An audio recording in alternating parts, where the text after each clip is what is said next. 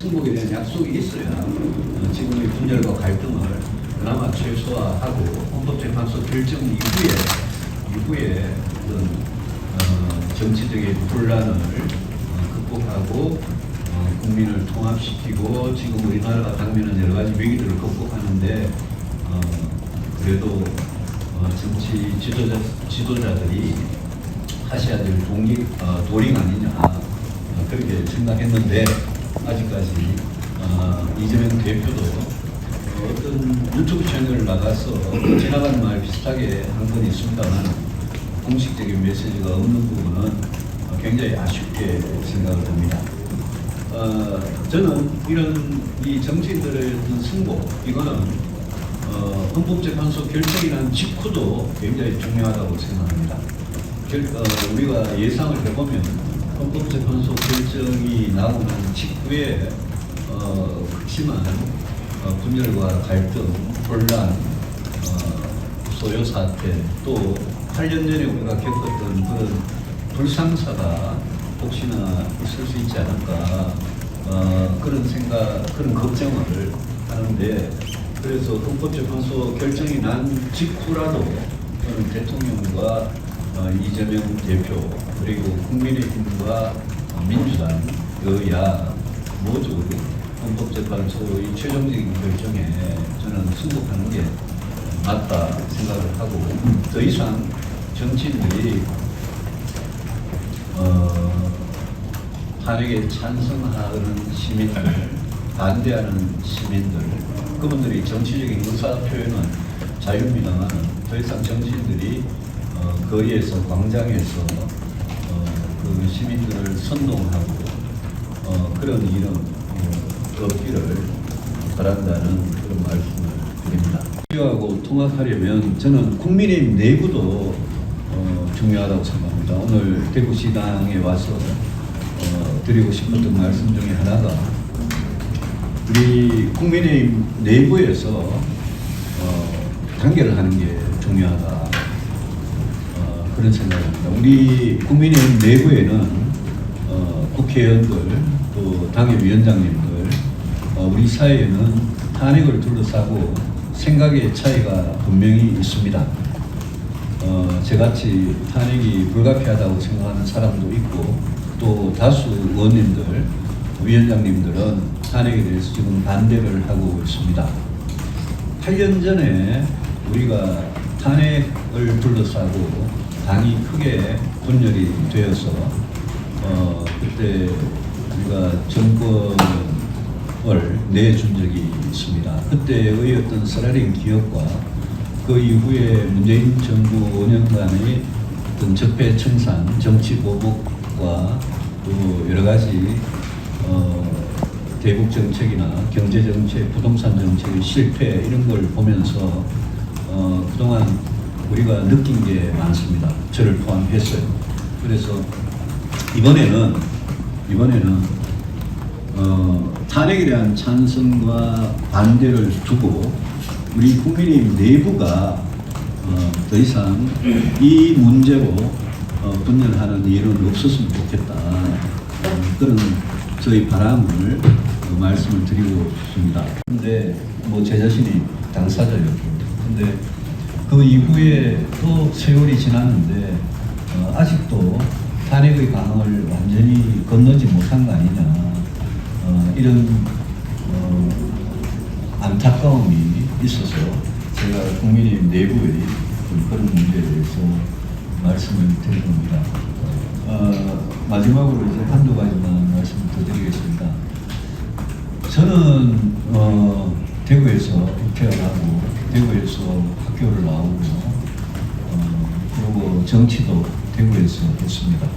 저는 누구보다도 제가 대구 경북의 아들이라고 생각을 했고 그리고 대구 경북이 저희 고향이고 저희 정치적인 그 본거지였음을 늘 자랑스럽게 생각하고 또 대구 경북 시도민들께 부끄럽지 않은 자랑스러운 그런 정치인이 되고자 늘 노력을 해왔습니다.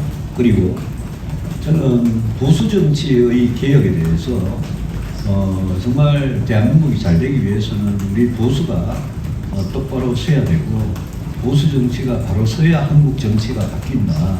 그래야 대한민국이 살 수 있다라는 그런 생각으로 저는 보수 정치의 개혁을 위해서 몸부림을 쳐왔다고 스스로 생각을 합니다. 저 유승민이 우리 대구 경북이 배출한 정치인이라서 오히려 떳떳하시고 자랑스러우실 수 있도록 그렇게 노력을 하겠다는 말씀을 드립니다. 헌법재판소에 대해서 남은 일정에 대해서 제가 정신으로서 뭘 강제할 수 있는 건 아니지만 제가 바라올 건데 지금 윤석열 대통령 탄핵 심판 결정이 거의 초일기에 이렇게 들어간 그런 상황입니다만 헌법재판소가 분명히 지켜줘야 되는 순서가 있습니다. 한덕수 총리 대통령 권한 대행이었죠. 한덕수 권한 대행의 탄핵 소추가 지난 12월에 통과가 됐었습니다. 제 기억에 12월 27일인가 통과가 국회를 통과해가지고 헌법재판소로 넘어갔는데 그 탄핵의 사유는 물론이고 탄핵 소추를 의결할 때 정족수 문제가 있었습니다. 그 우리 헌법에 이런 사태에 대한 대비가 안 돼 있어서 헌법에 그게 3분의 2가 맞는지 과반이 맞는지 거기에 대해서 분명한 규정이 없는 상태에서 탄핵 소추 안이 헌재로 넘어갔습니다. 저는 헌법재판소가 그동안 1월 초에 탄핵의 사유에서 내란죄를 빼고 2월 초에는 마흔일 후보 결정에 대해서 이랬다 저랬다 왔다 갔다 하고 한덕수 권한 대행에 대해서 아직 결정을 안 하고 이런 게 헌법재판소에 굉장히 절차적으로 심각한 그런 하자 내지는 흠결이라고 생각을 합니다.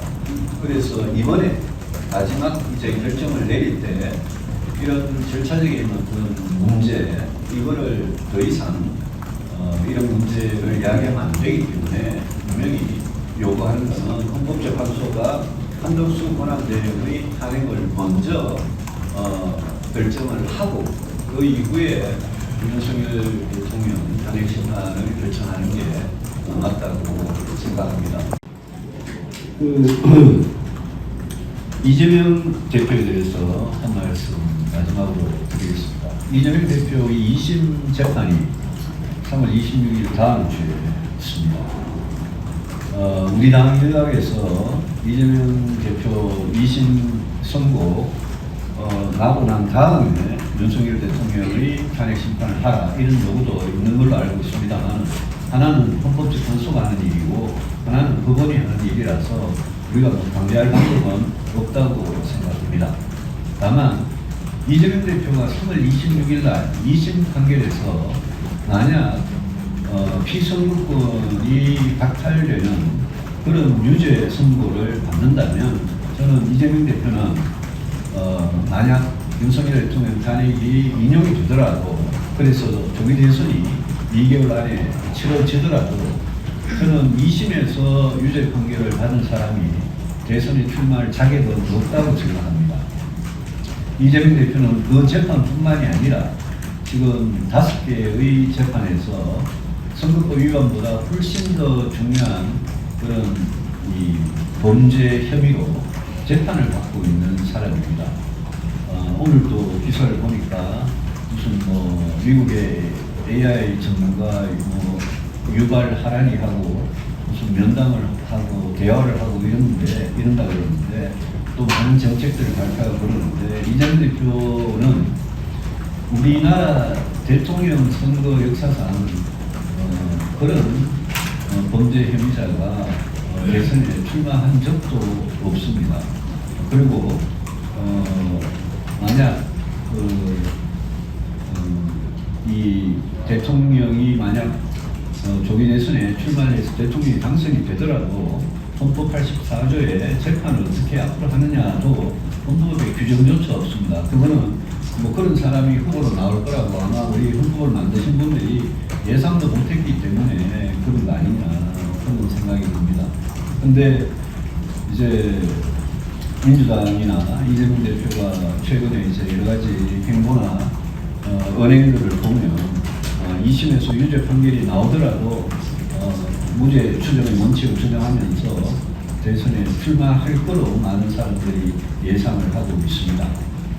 그럴 경우에 우리 국민의힘이 어떻게 하느냐, 이거는 저는 굉장히 중요한 문제라고 생각을 하고요. 지금 탄핵심판과 이재명 대표의 2심과 이 재판들이 이게 단순한 법을 적용하는 게 아니라 앞으로 대한민국의 미래, 우리 정치의 미래에 저는 굉장히 중요한 영향을 미치는 그런 사건들이라고 생각을 하고, 그런 점에서 늘 헌법재판소와 법원에 공정한 재판을 요구를 해왔습니다만, 만약 재판 결과가 나오고 난 다음에도 이재명 대표가 출마를 하고 그런 사태가 발생이 되면 저는 우리 국민의힘에서 정말 우리가 탄핵에 대한 찬반 여부를 떠나서 아까 말씀드린 대로 하나로 똘똘 뭉쳐서 어떻게 선거에서 승리를 할 수 있느냐, 거기에 온갖 당력을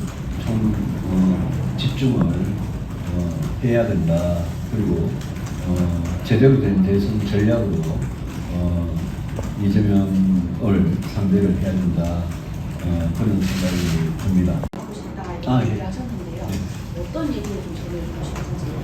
저는 사실 2021년 경선이 끝나고 2022년 이제 대선을 했는데 대선 때 윤석열 당시 후보를 만났던 거 이외에 그 이후에는 제가 사실 대통령 만난 적이 없습니다. 그러니까 취임하고 난 다음에는 한 번도 만난 적이 없었는데, 사실은 비상계엄이나 이런 사태가 있기 훨씬 전에 만나고 민심을 전하고 싶었던 그런 적이 굉장히 많았습니다. 그래서 저도 제가 지난해에도 그렇고 그 전에 2023년, 24년 계속 기회가 될 때마다 대통령을 물 한 잔 마셔 좋으니까 대통령을 만나서 정확한 민심을 좀 전달을 하고, 이 국정의 어떤 실패로 가는 그 부분에 대해서 여러 가지 말씀을 드리고 싶었는데 그런 기회는 다 지나갔고 없습니다. 저는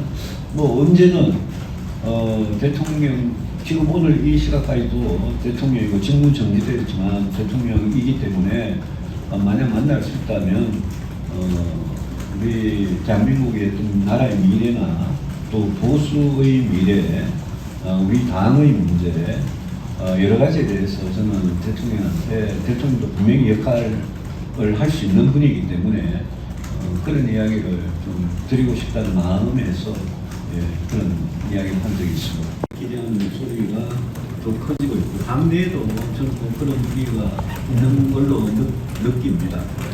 다만 헌법재판소 결정이 왜 늦어지는지에 대해서는 제가 듣기로는 정확하게 아시는 분은 사실 거의 없습니다.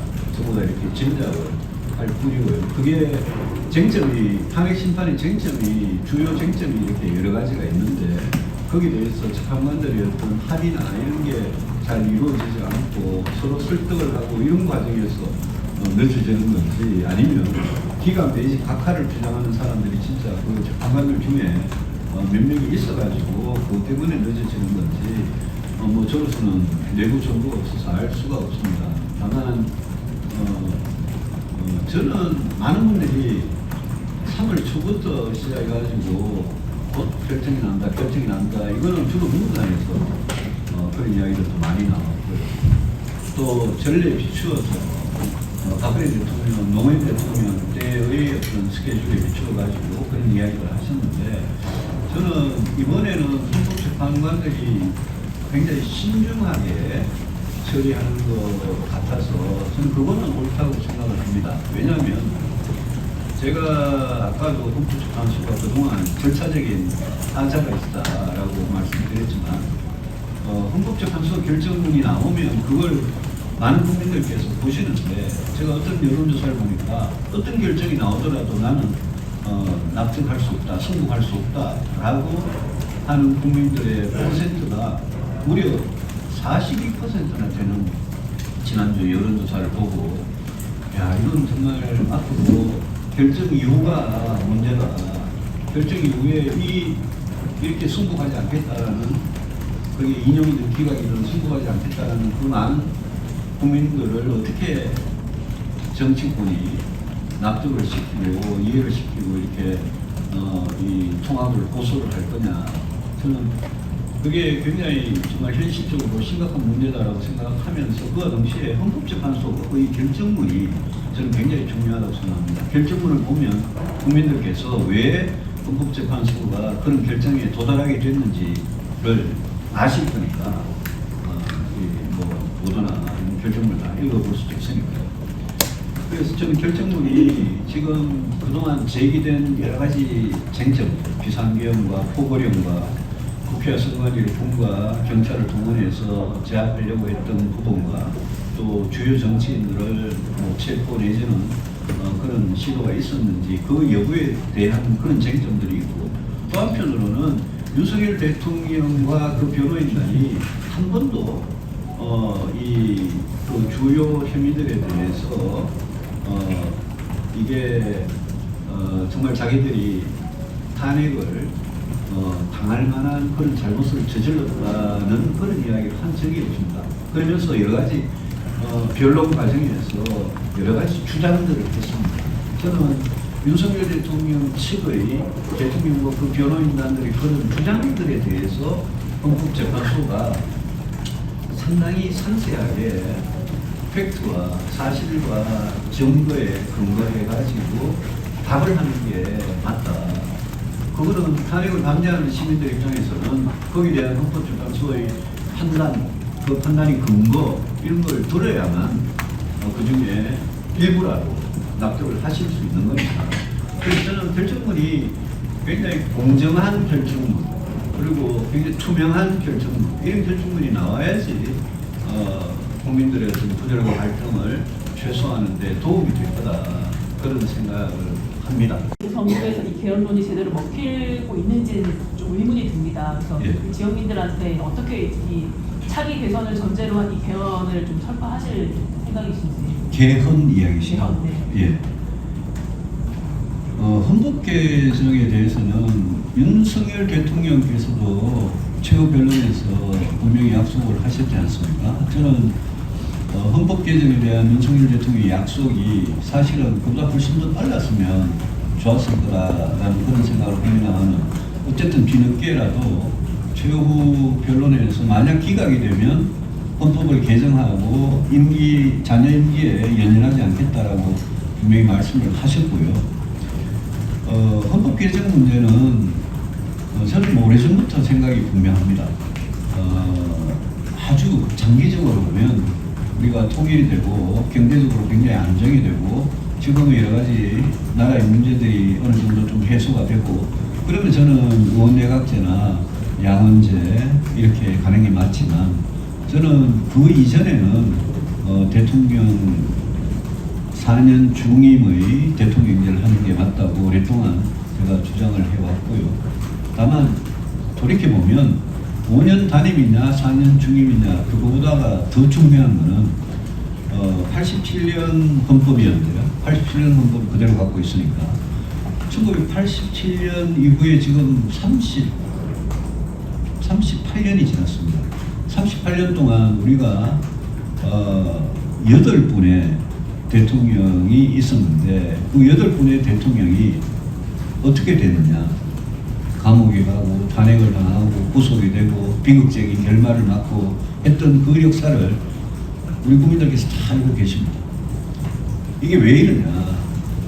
이거는 제왕적 대통령제의 폐해일 수밖에 없다고 생각을 해서 많은, 저를 포함해서 많은 정치인들이 87년 헌법이 그 당시에 전두환 정권을 종식시키고 직선제로 가면서 사실 전두환 정권 그 전에 박정희 정권에 있었던 그 헌법, 그거를 굉장히 급하게 고치느라고 시대적인 어떤 변화, 또 그 이후 38년 동안의 시대의 변화를 충분히 담지 못했다라는 그런 게 있고요. 제왕적 대통령제라는 게 그런 거 아니겠습니까? 승자 독식. 그 다음에 패자에게는 전혀 기회가 주어지지 않는 거. 그게 대통령의 광범위한 인사권, 사면권, 거부권, 예산권, 그다음에 감사원을 통제하는 거, 권력기관을 통제하는 거, 이런 모든 막강한 권한들에 그 비극의 씨앗이 있었다고 저는 생각을 합니다. 그래서 어떻게 하면 제왕적 대통령제의 폐해를 좀 치유하기 위해서 감시와 견제를 더하고 권한을 더 이렇게 절대적인 권한을 더 낮추는 그런 식으로 개헌을 할 거냐. 플러스 요즘은 제왕적 국회라는 말도 저도 씁니다만 국회가 저렇게 절대 다수가 야당이든 여당이든 어느 한 당에 가면 국회에서 이루어지는 입법과 예산과 온갖 행정부를 감시하는 이런 일들이 굉장히 국회도 자기의 권한을 남용하는 그런 걸 우리가 보고 있습니다. 29번의 탄핵이 그랬고요. 자기들이 여당 때는 안 하던 법안을 마구 통과시켜가지고 대통령의 거부권을 계속 유발하도록 하는 그런 여러 가지 입법들이 그랬고요. 예산도 작년 12월이 예산이 정부가 원안을 갖고 오고 국회가 그걸 심의 의결을 하는데 그 예산이라는 게 그게 여야가 합의를 안 되면 정해진 시간 안에 정부 원안이 통과되는 게 그게 관행이었고 그게 법이었는데 작년에는 감액만 해가지고 통과를 시켰습니다. 그거 처음 있는 일이었고요. 저는 이런 것들이 군과 경찰을 동원하는 비상계엄의 이유가 될 수는 없다고 생각하지만 제왕적 국회의 문제가 있었던 거는 그거는 뭐 우리 정치의 발목을 잡는 문제로서 엄연히 존재하니까 헌법을 개정한다면 대통령과 국회가 이렇게 대립적으로 갈등을 하고 싸우고 나라 문제 해결을 하나도 못하는 이런 정치에서 이걸 끝내고 앞으로 나아가려면 저는 둘 다 더 권한이 분산되고 더 감시받고 더 견제받는 쪽으로 가는 수밖에 없다. 그런 생각으로 헌법 개정을 말씀을 드린 거고 헌법 개정보다 저는 더 중요한 거는 선거제 개정이라고 생각을 합니다. 선거제 개혁이라고 생각합니다. 선거제도가 지금 소선거구 제도를 한 지 굉장히 오래됐습니다만 국회의원 선거 이야기입니다. 오래됐습니다만 이거를 중선거구제 내지는 대선거구제로 바꾸면 전 우리 정치에 진정한 의미의 경쟁이 시작이 된다고 생각을 합니다. 예컨대 대구가 12석인데 대구 12석을 4석짜리 중선거구 3개의 지역구로 만약 두면 그러면 민주당이 좋은 후보 내면 대구에서 될 수 있고요. 뭐 다른 정당도 군소정당도 4등 안에 들어가면 국회에 진출을 할 수 있는 거니까 저는 훨씬 다양한 국민들의 목소리가 대변될 수 있고 또 국회의원을 뽑는 과정도 경쟁이 훨씬 더 치열해져서 공천만 받으면 되는 게 아니니까요. 그래서 저는 더 좋은 사람을 국민들이 직접 뽑아가지고 국회를 보낼 수 있다고 생각을 합니다. 광주에 8석의 의석이 있으면 광주는 2개의 지역구가 돼가지고 거기에 우리 국민의힘이 좋은 후보를 내놓으면 국민의힘이 광주에서도 저는 당선이 될 수 있다고 생각하고 그게 저는 경쟁이라고 생각합니다. 우리 정치에 그런 치열한 경쟁이 없어서 정치가 더 국민들이 원하는 좋은 정치로 나아가지 못하는 그런 뭐라 그럴까요? 이 장애물을 넘지 못하는 그 중요한 원인이 저는 선거 제도에 있고 과거 노무현 대통령이 헌법 개정보다 어쩌면 더 중요한 거는 선거제도 개혁이다 이런 말씀하셨는데 제가 정치를 오래 해보니까 그 말이 맞다. 그래서 정치에 국민들이 직접 선출하는 다양한 국회의원들 깨끗하고 능력 있는 국회의원들이 국회에 진출을 해서 국민의 다양한 목소리를 대변하도록 하자. 그게 또 양당제의 어떤 극심한 피해에서 다당제로 가는 길이기도 하고요. 그래서 저는 그거는 꼭 필요하다라고 생각을 하는데 그 점을 오늘 영남대 학생들한테도 저는 이 두 가지 점을 굉장히 강조를 할 생각입니다. 그런데 문제는 헌법 개정이고 선거제 개혁이고 이게 현실적으로 결코 쉽지 않은 일이다라는 걸 뭐 제 자신 너무 잘 알고 특히 영남과 호남에 기반을 둔 민주당 의원들, 국민의힘 의원들 이분들이 소선거구제 하에서는 당의 공천만 받으면 거의 되는 거 아닙니까? 그러니까 본선에서 경쟁을 이런 거를 별로 안 해보고 국회에 들어가신 분들인데 그분들이 기득권이라는 표현이 어떨지 모르겠습니다만 그분들이 포기하지 않으면 그분들이 중대선거구제를 받아들이지 않으면 이게 이제까지 될 수가 없었던 겁니다. 헌법을 고치고 선거제도를 고치는 이런 계획이 언제 가능하냐? 이럴 때 가능하다고 생각합니다. 저는 8년 전에 우리가 박근혜 대통령 탄핵 이후에 보수가 그때 괴멸 상태에 빠진 적이 있었습니다. 근데 그 이후에 8년 동안 우리 정치가 뭐가 변했냐를 한번 우리 뭐 보수 정당만 중심으로 생각을 해보시면 저는 별로 나아진 게 없다는 생각이 듭니다. 지금이 또 우리 정치의 최대의 위기입니다. 지금 계엄과 탄핵 이 상황이 한국 정치의 최대의 위기인데 지금과 같이 정치가 위기에 있을 때 이럴 때 저는 헌법 개정이고 선거법 개혁이고 이런 이야기들을 정치인들이 꺼내고 원로들도 꺼내고 또 시민들도 거기에 힘을 좀 보태주시고 그렇지 않으면 절대 안 바뀝니다.